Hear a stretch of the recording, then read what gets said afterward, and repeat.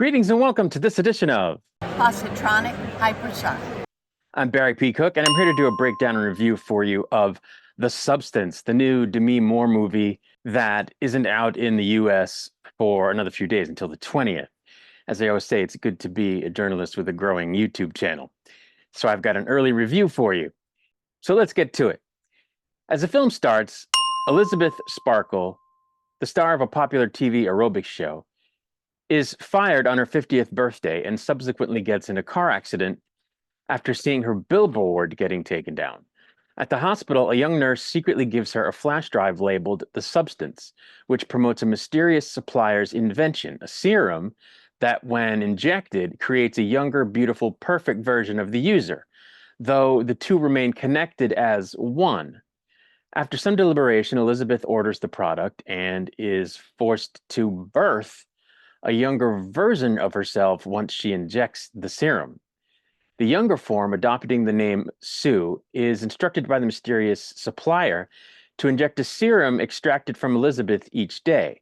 The two also have to switch bodies every 7 days without exception. Sue is quickly hired back onto Elizabeth's old show, quickly ascending to new heights of fame and admiration.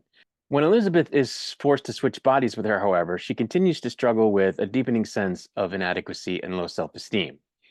The contrast between her and Sue becomes increasingly stark, fueling Elizabeth's growing envy and desire to misuse the serum to extend her time as Sue. This causes one of Elizabeth's fingers to age.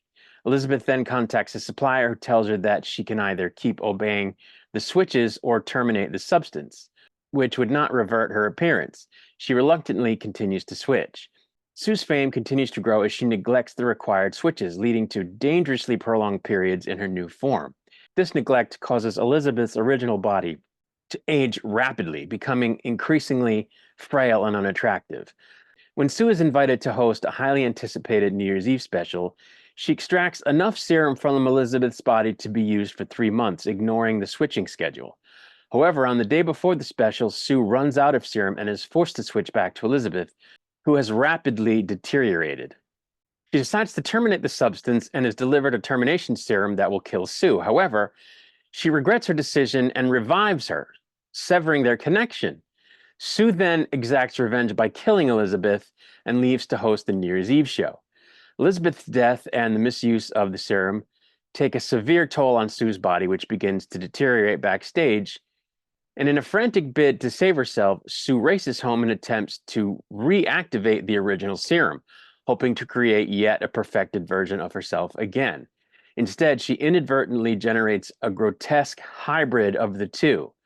The monster goes to take Sue's place and shocks the public at the live broadcast. The horrified audience erupts into chaos, culminating in the creature's head exploding, grotesquely regenerating and bursting with blood. As the audience becomes drenched in the monster's blood, the monster manages to escape outside before her entire body finally explodes onto the ground. From the remains of the monstrous form, the face of original Elizabeth emerges, crawling towards her star on the Hollywood Walk of Fame. Face Elizabeth finds solace by positioning herself on the star, eventually merging with it as she melts and dissolves. And that's where the movie ends. So I did enjoy watching this movie. I am a big fan of Demi Moore, and she gives a great performance in this movie, which is not surprising. And I was surprised at how far she went to make the contrast between her and Sue Stark just physically. It may have been done with some makeup, but I have a feeling that for parts of it, she wasn't wearing makeup because, she is 60 years old, as far as I know. And I think she just let her real self be seen on camera. And she's gorgeous at 60, but, you can tell she's not 25. So I applaud her for doing what it is I think she did, which is show her natural self on camera for the entire run of the movie.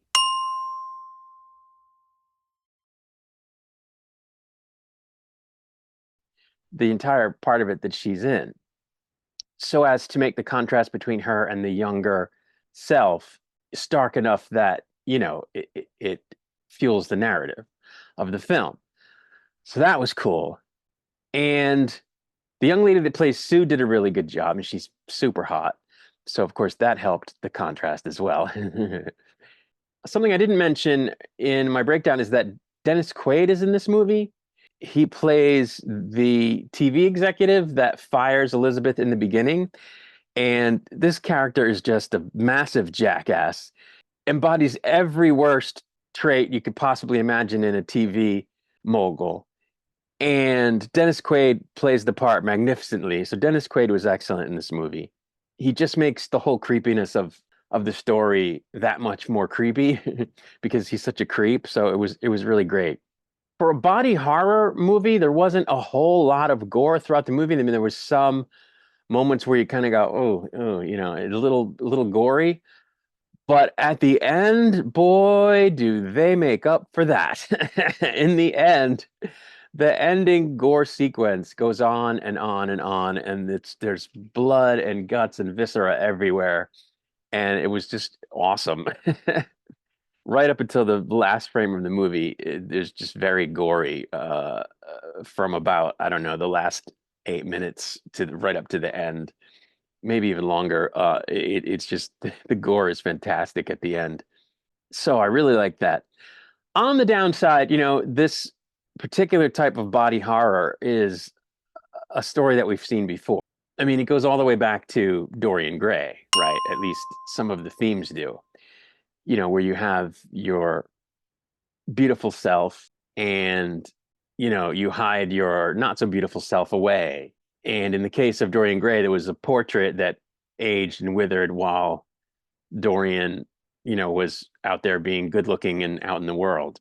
And so this is that kind of same thing, except it's not a portrait, it's another self. And, between Dorian Gray and The Substance, there have been other stories, other movies, other episodes of shows like Dark Mirror and The Twilight Zone and, The Outer Limits, shows like that have had episodes where, someone's gone through the same thing, right? They use magic or they make a deal with the devil or they use a serum